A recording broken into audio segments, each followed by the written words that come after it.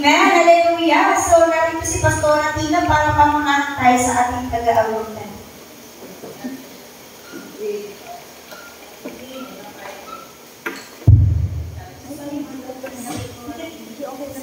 Again, so tayo ay tatagabi sa ating lahat. Hindi ay tayo nandito para tayo ay sabayin ang Panginoon at pumihis siya. So, away tayo ng may galak sa ating mga puso. Oh, siya. Yes! Hallelujah! Maraming Panginoon!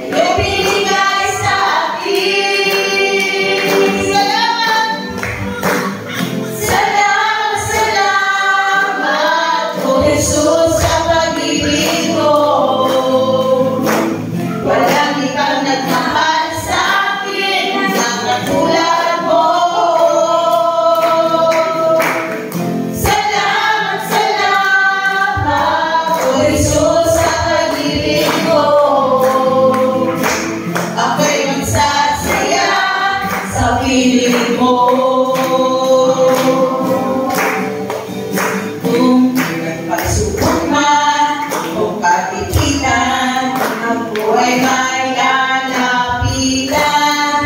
Ikaw, Jesus, ang aking sandigan. Hindi mo pababayaan. Hindi ko kayang isipin. Hindi ko kayang sukapin.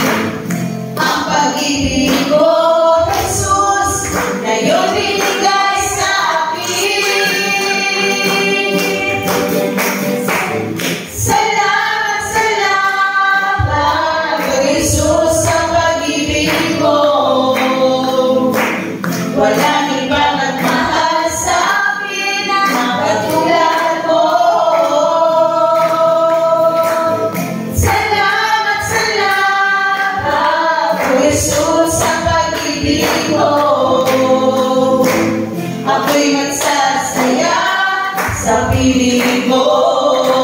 Salamat, salamat, salamat, O Jesus, sa pag-ibig mo. Walang ibang nagmahal sa akin na katulad mo.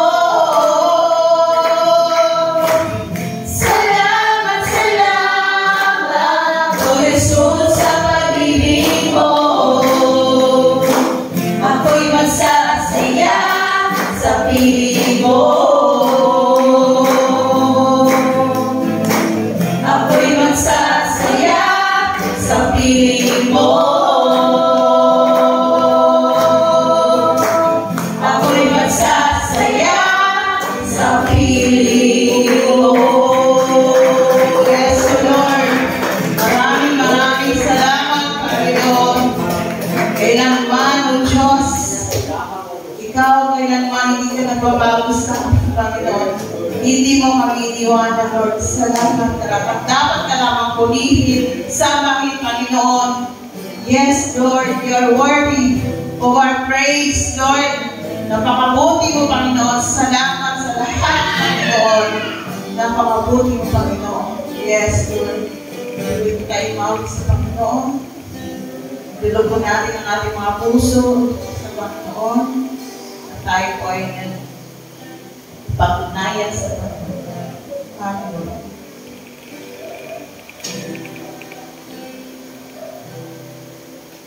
Ang puso mo'y Diyos tunay at dakila. Ang pag-ibig mo'y wagas at walang kapantay. Sa aming puso, Yes, Jesus. sa aming buhay, papuri pagsamba niya.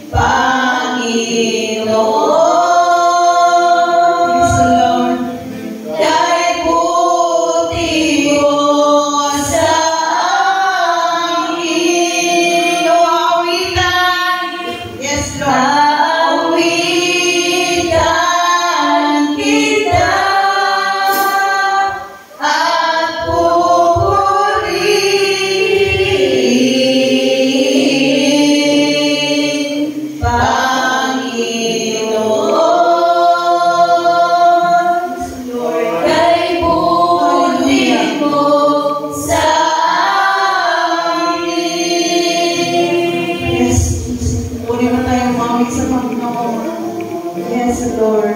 Hallelujah. Lulog po natin mga puso natin sa mga. Hallelujah.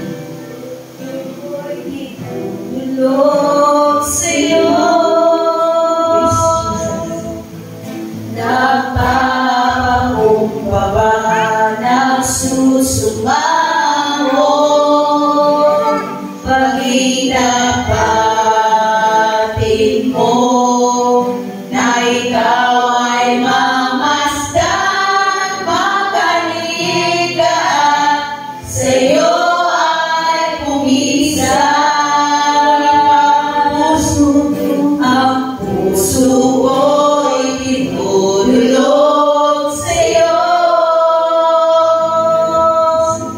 napapakumbaba, nagsusumamo, mag-inapatin mo na ikaw ay mamasdan, makaliga at sa'yo ay pumisan. Loobin mo buhay ko'y maging banal mong tahanan, lulukan ng iyong wagas na pagsimulan. Daluyan ng walang hanggang mga papurit pagsamba, maghari ka, O Diyos, ngayon at kailanman. Loobin, yes, God. Hallelujah. Buhay ko'y maging banal mong tahanan, lulukan ng iyong wagas na pagsinta. Daluyan ng walang hanggang mga papurit pagsamba, maghari ka, O Diyos, ngayon at kailanman. Last time, loobin. Hallelujah. Hallelujah. Banal mong tahanan, hallelujah, lulukan ng iyong wagas na pagsinta. Daluyan ng walang hanggang mga papurit pagsamba, maghari ka, O Diyos, ngayon at kailanman. Maghari ka, O Diyos, ngayon at kailanman. Maghari ka, O Diyos, ngayon at kailanman. Hallelujah. Purihin ka, sabay ka. Salamat, Panginoon. Hallelujah. Hallelujah.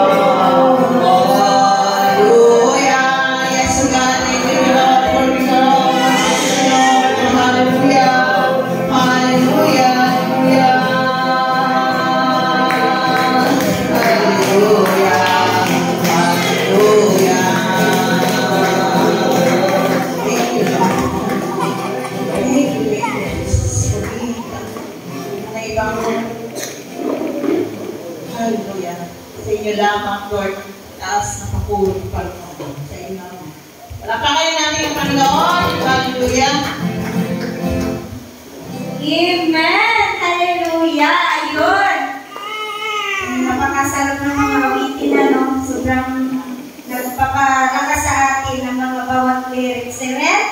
Ayun, maghari ka, O Diyos, sa aming buhay. Ngayon at magpakailanman. Okay, sige nga kung tunay na naghahari ang Panginoon sa ating buhay. Sino yung gustong magpasalamat kung gaano kabuti ang Diyos sa buong linggong ito sa buhay ng bawat isa? Welcome po ang magpapatuto sa oras na ito.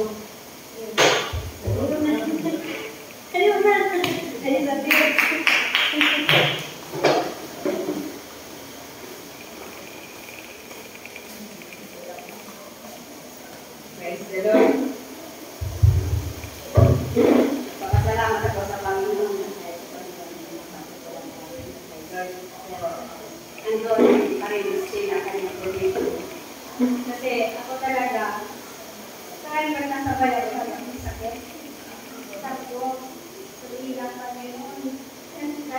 Kasi kanina, ano sabi ko kay lagyan natin muna itong Bible Brother Paul. Kaya ko makaaksa, talagang kanilanag na ako na ang tumo kasi lang.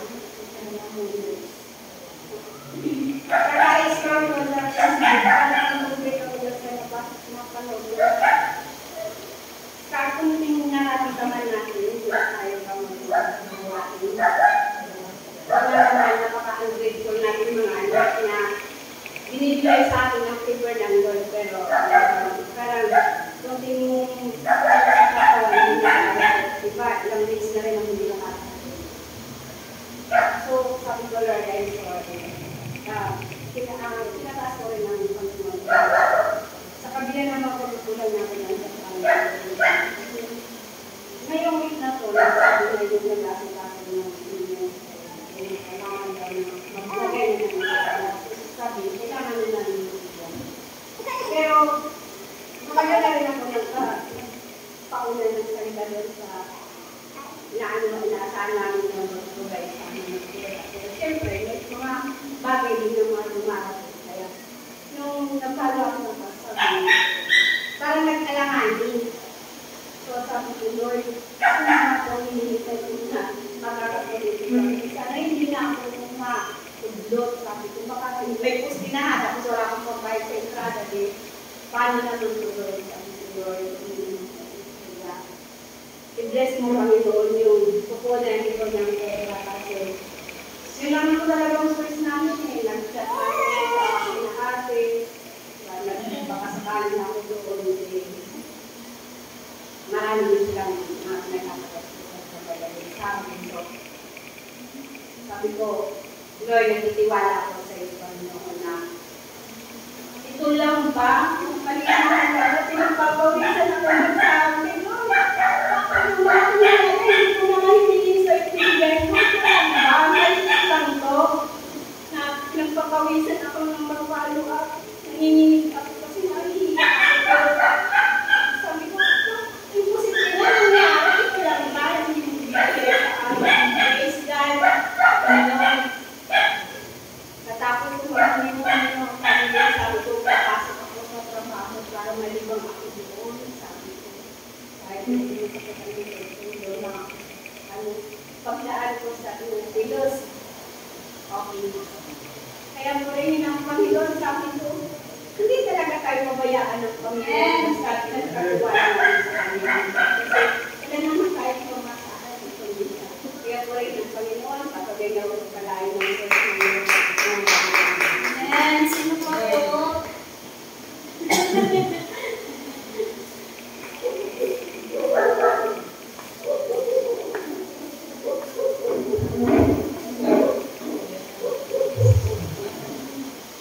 Gabi sa ating lahat. Sabi yan, sila yung malakas na loob. Malakado na ng loob. Pasalamat sa Panginoon na hindi niya ako pinabayaan na kailan lang yun na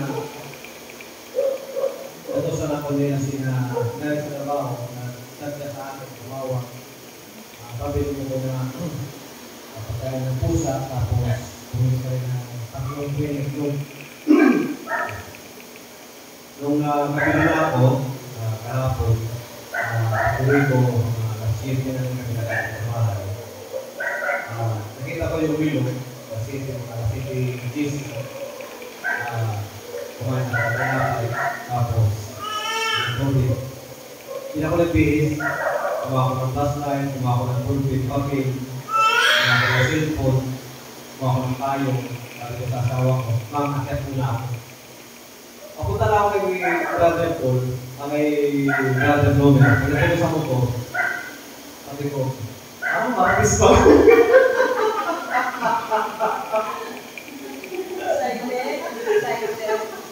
Sabi ko, sandali, maramis pa lang. Nagulat ng sisi, dahil nagpakalam ako, akyat ako. Tatanungin lang sana niya ako, kaso na may bumili, kaya niya natanong kung nagbago na ba daw yung schedule ng midweek? Kasi, sabi ko, oo, din na lang, pwede ko sa motor, tanong ko lang, pinto na may brother Robert. Ano, parang may naisip ko. Sabi ko, parang mag-miss pa lang yun.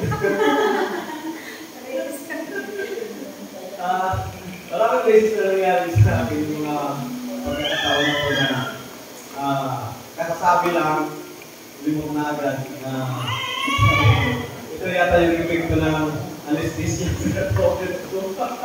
Kasi isang taon, halos nagsabay dalawang anesthesia na nagkatawan ko. So, siguro ito na yung effect ko. Alam ko, Panginoon, na may purpose ba sa buhay natin? Alam ko kung bakit niya ako binigyan pa ng pagkakataon. Hindi ko naman siguro niya ako sabi ko nga ito, bebe, pag wala na ba ako ng aalagaan ko ba ako? Sabi na ito ako na hindi na tayo aabot doon. Pasalamat din ako sa Panginoon sa nangyari ng linggo sa kabilang simbahan. Nagulat talaga ako nung may dumating na, kasi nagkwentuhan kami ni Pastor Lito. Nung dumating ako doon, walang kuryente. As in, wala talaga kasi binutol na pala nila. Ngayon, akala ni Pastor Lito na makapitan. So, talagang ang init ng panahon ng linggo, ang init. Sabi ko, siguro kung nagtuloy kami na walang kuryente, unti-unti mawawala yung tao. Sobrang init na yung panahon. Ngayon, sabi ko kay Pastor Lito na kapit muna natin hanggang kahit kapit nila yan, wala namang problema yun, kahit kapit tayo, basta may kuryente tayo. Ngayon na ngayon.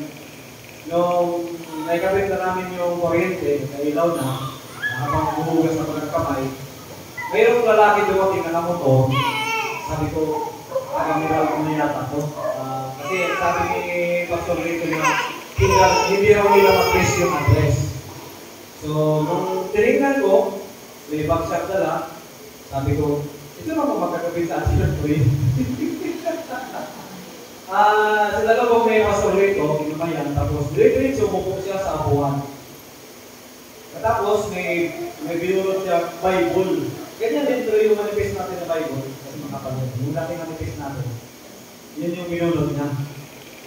Tapos, kung nag-umpisa na kami, nag-testimony si Pastor Rachet. Pagkatapos ni Pastor Rachet, nag-testimony ako.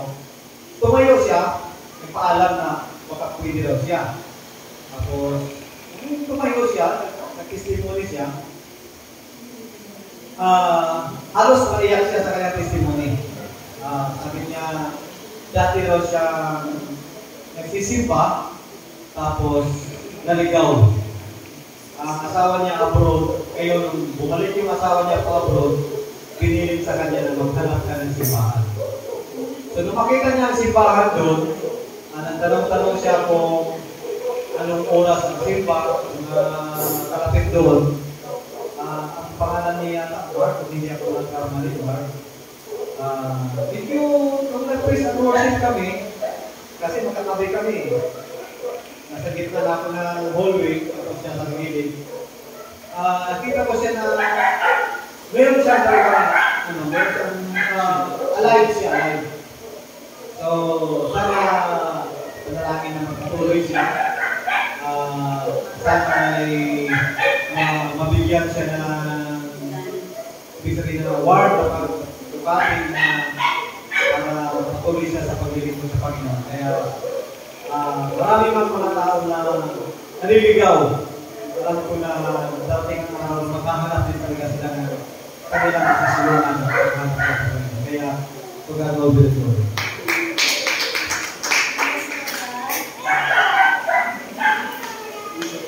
Thank you.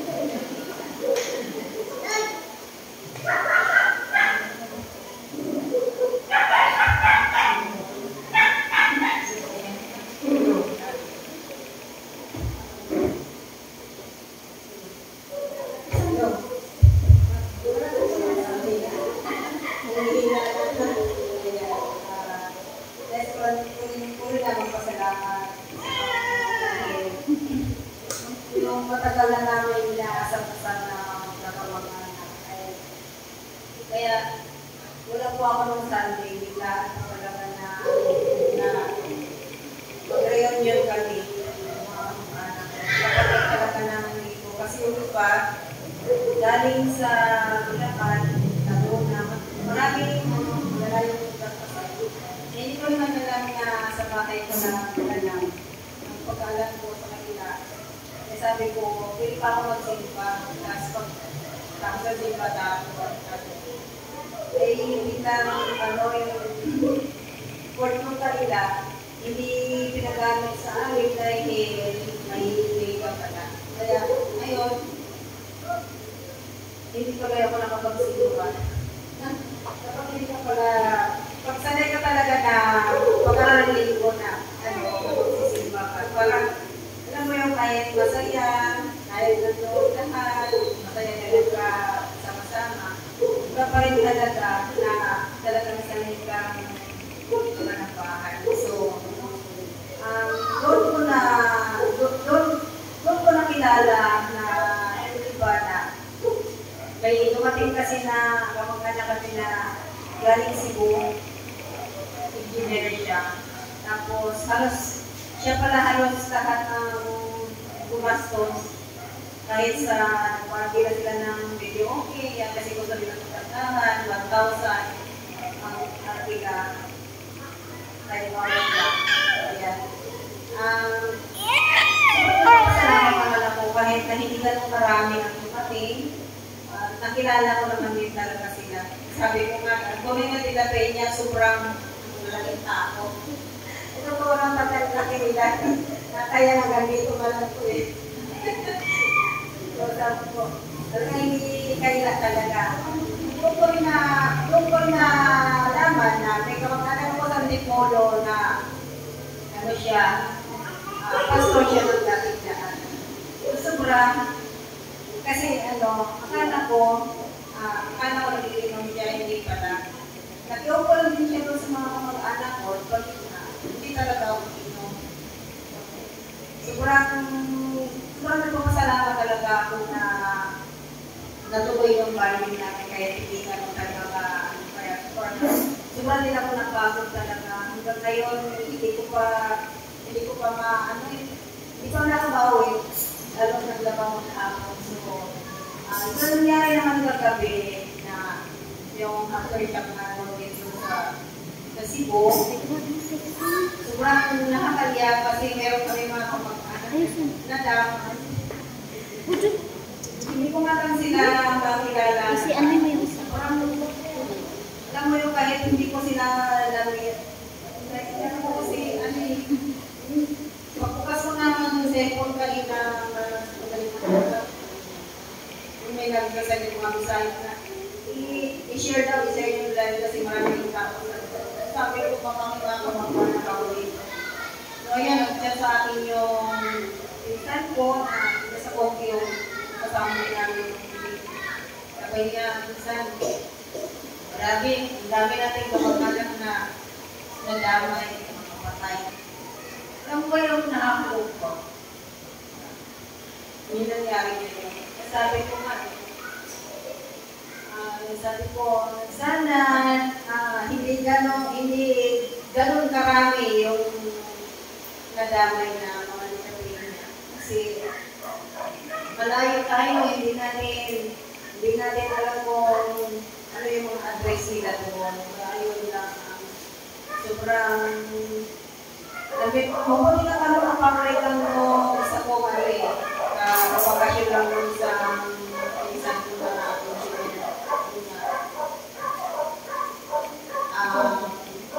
tama-tama lang na nakakisya kasi napalingo kami. Tapos Lunes, doon sila sa una. Bakit ang pagkakas para niya. Kaya sa nangyayari talaga sa mundo natin talaga talaga yung paraan na kung tayo titigil. Sabi ko nga sa sarili ko, hindi man ako ganun sa Bible, pero alam ko pag yung naniniwala ako, sa iyo na ikaw talaga yung maggagabay sa amin, mag-iingat sa amin. Kaya, pinagpapray ko na ang iba pa lang kamag-anakan namin na safe sila. Kasi wala nakakalog ko talaga. Ganun yun yung nangyari. Alam mo ba, nagsisearch ako kanina na ano pa mga pwede mangyari. Alam mo nakakakuha eh. Kasi, sabi, huwag ka lang kasi ang bandang makapagpakan ay wala namang gano'n. Ano ba yung alala ka sa mga kamag-anak kasi bago ka tapos isip ka paano gagawin. Wala lang kayong ibang gawin kundi manalangin. Wala daw magpakumpit-kumpit. Talagang patuloy kayong maglilingkod sa Panginoon. Kaya papuri sa Panginoon.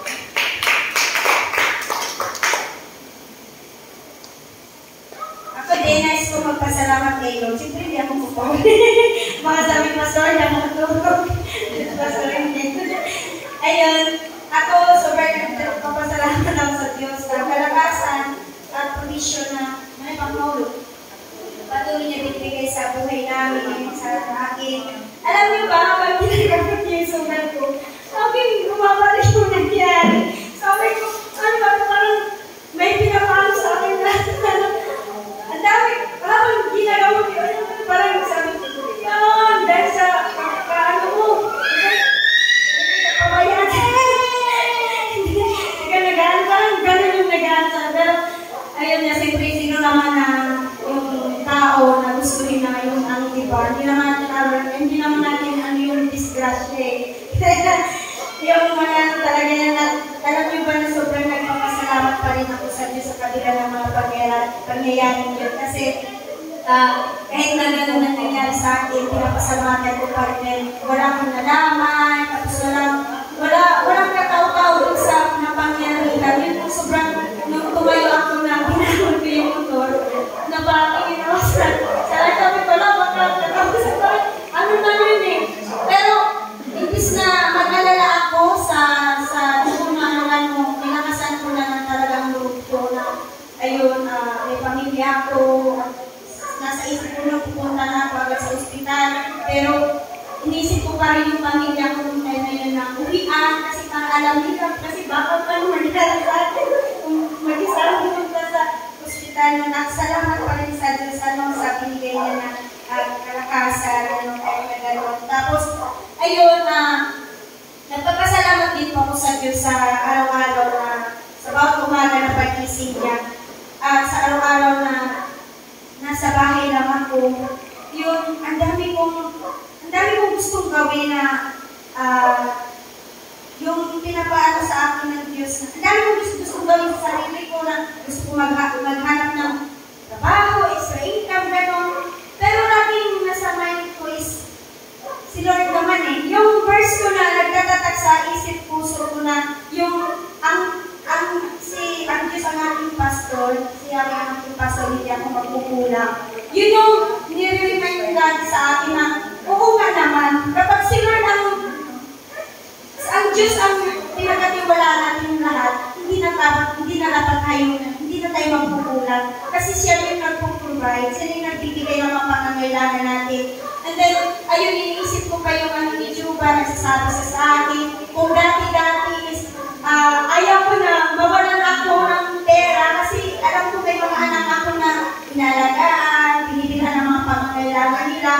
Pero ngayon, kahit wala akong hawak, masaya pa rin. Kasi sabi nga, ang Diyos naman ang magbibigay ng mga pangangailangan natin sa bawat araw. At si Juba kapag nagsasabi sa akin na, wala akong masasama sa susunod na ganito, linggo kasi wala kahina yung namin gawa. Sabi ko, okay lang. Ang mahalaga, ligtas ka na makauwi. Ang mahalaga, makakain pa rin tayo sa 3 beses sa araw. Ang Diyos naman yung hindi tayo pababayaan.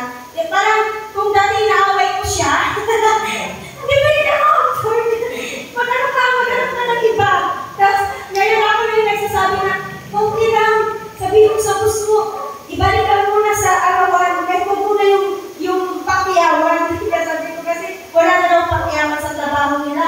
Kasi, tapos na po talaga yung mga yung mga kailangan nila doon. Wala na. Dalawa na lang sila natira na taga sa amin. Kaya sabi ko talaga, okay sahod ka pa rin. Kahit maliit man niya, importante meron, sabi ko ganun. Parang ako na yung nagpapalakas sa kanya, ako yung nagpapalakas. Nung linggo niyaya ko siya, sabi ko, simpa tayo, sabi ko ganun. Kasi natuwa ko nung dito nung Sabado eh. And then, nag-iiro, sabi ko, sana araw-araw na lang yung dedication para makasama. Pero alam niyo, kahit na gano'n, masaya pa rin po ako sa mga nangyayari. Kasi kahit na siya ay iba yung, ano niya, kasi katuloy yung papa niya eh, parang yung ibang kapatid niya. Pero masaya pa rin ako kasi hindi niya ako hinahadlangan. Dati-dati, in-question na, inano niya ako, bakit matagal, gano'n. Sinuna ko daw, kaysa sa mga anak ko, gano'n. Pero siya na yung kusang nagsasabi sa akin. Kaya sobrang nagpapasalamat ako sa mga pangyayari, ano, sa kabila ng mga pagsubok. Andyan yung Lord na nagpapaalala, nagbibigay katatagan, kalakasan, provision at protection sa bawat pamilya. Kaya sobrang thankful ako sa ginagawa ng Diyos sa bawat araw sa buhay natin. Lalo na kapag naghihina ako, umawit lang ako, nagbibidyo lang ako sa loob. Happy na ako. Kaya ang sarap pakinggan yung mga awit ni Lord. Tapos lumalakas ako. Kahit 2, 3, minsan nilalat ako. Kalahating oras sa video. Kaya, ayun, sa pala kay Lord, sa pakikipag-usap, hindi lang pala sa pamamagitan ng prayer, kundi sa pamamagitan din ng pag-aaral.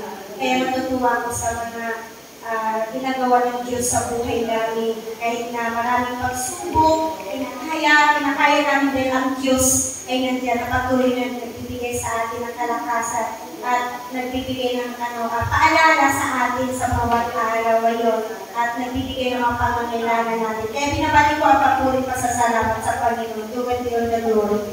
Palapakan po natin ang Diyos. Okay, so sa oras na ito, kung wala na po ng hapon, tinatawagan po na, piyanda po natin ating mga puso, ating mga isipan sa pagkikinig ng salita ng Diyos. Tinatawagan po si Pastor Cor para sa ating sa kanyang salita ng Panginoon.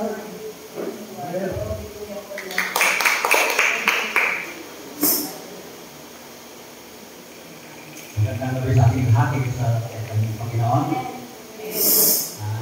Akala ko din ako sa tayo, nasa ako na testimony. Alam niyo sa totoo lang, yung sinasabi ko kanina, yung tungkol sa linggo. Alam niyo na ang linggo ay dahil sa galit ng Diyos sa mga tao. Sabi sa buong, basahin natin lang natin bago tayo